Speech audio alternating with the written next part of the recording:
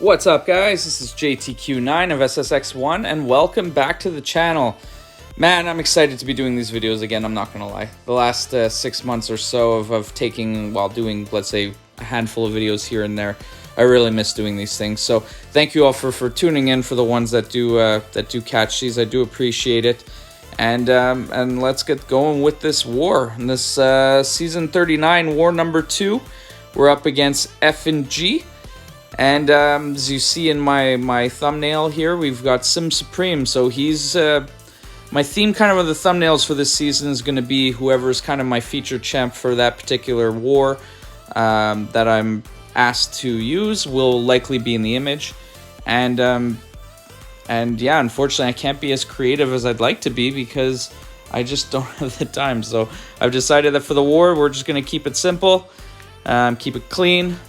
Nice little look, and get started with this. So let's go. I'm sure you guys noticed, but this is war number 2, as we mentioned before. And I'm already with 3 more unique champs. So I kind of hinted in the last video that I was a little bit behind. Like, we just ended up finishing our 6th war today. And the theme, little foreshadowing here, is that I will be using some unique champs kind of moving forward for the next 4 or 5 wars, which is exciting. You know, they like to test my range and skill, and I guess that's a good thing. But with this one here, you got well, Captain Marvel. I was going to talk about that, but she went down pretty quick. Some Supreme kind of did some damage and took her out really quick. So I have the Odin pre-fights in there to help with the get richer nodes, and as you all know, with Sim Supreme, he just destroys champs that have a lot of buffs. So this way I also feeds my MD. My plan is to always get to the genetic, oh my gosh, I can't even think of the term right now. I'm pretty tired, but the genetic precision, not precision. Jeez, not precision. Why do I keep saying precision? Potential, that's it, the genetic potential. So my goal is to essentially build to an SP3, throw it when he's got 100 genetic potential, because in that way the timers go a little bit longer. You get all kind of three modes on him, and then build back up to my SP2 when he's got the 100, and then throw it to put some massive amounts of bleeds on. So in this case here, just trying to be safe, building up. Again, just watching the power, making sure that, you know, it doesn't auto-block me and stun me and whatever. And hopefully that, well, I don't know why I wasn't really eating the buffs, but in any case, pretty safe fight overall, especially with the rich get richer with the Odin pre-fights. I'm constantly gaining power, preventing her from gaining power, and just matter of time. Unfortunately, he doesn't hit the hardest per se, so the fights do take a little bit longer. But again, yeah, second fight in, and it's down. So here we're moving on to the Sersi now. And again, I mentioned same sort of strategies before that I like to run with Sim Supreme, is making sure I get my genetic potential up to 100 before throwing the SP3, which triggers a longer timer.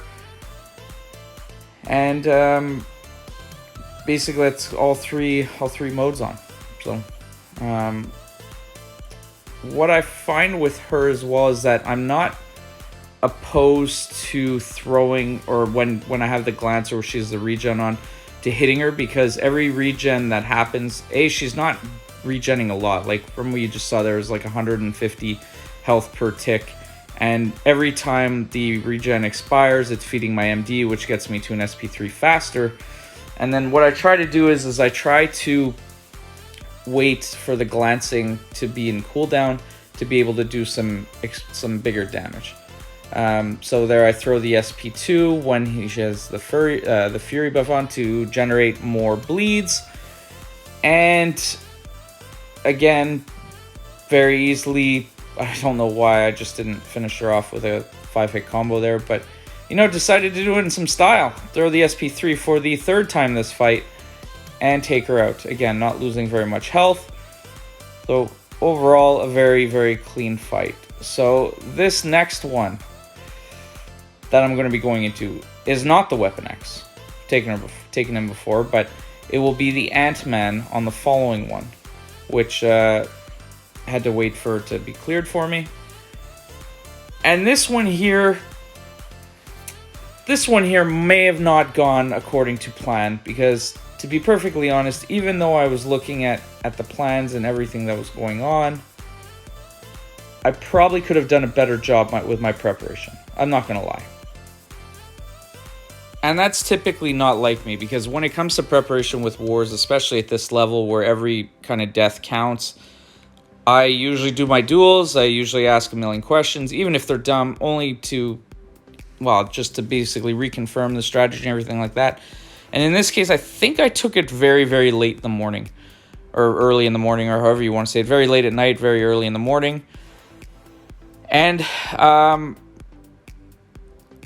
at one point, like here, like we're a minute and a half into the fight, and I thought I was going to time out. So the strategy that I did not employ that I should have done, which I don't know why I didn't think of it, was I needed to throw way more heavies to basically purify all the debuffs he was getting on me. I did realize after kind of throwing some specials and testing and trying to increase my damage, so I dropped the damage another 25% in about that 45 seconds. So at this point, I'm starting to feel a little bit better, you know, about halfway through the fight in terms of the timer, and I'm at 40% health. So I was feeling a lot better about how I was kind of recovering from this.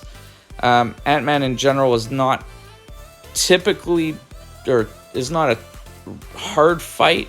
He can catch you off guard here and there if you push him to the SP2. Sometimes it'll do some work, but I later kind of stuck to the heavies. I was throwing the SP1 to kind of get the disorient on him, so the glancing wouldn't necessarily pop up on me either. But as you can see, I'm up to 10 debuffs or 11 debuffs at that point before I was like, you know what, I'm going to throw some heavies.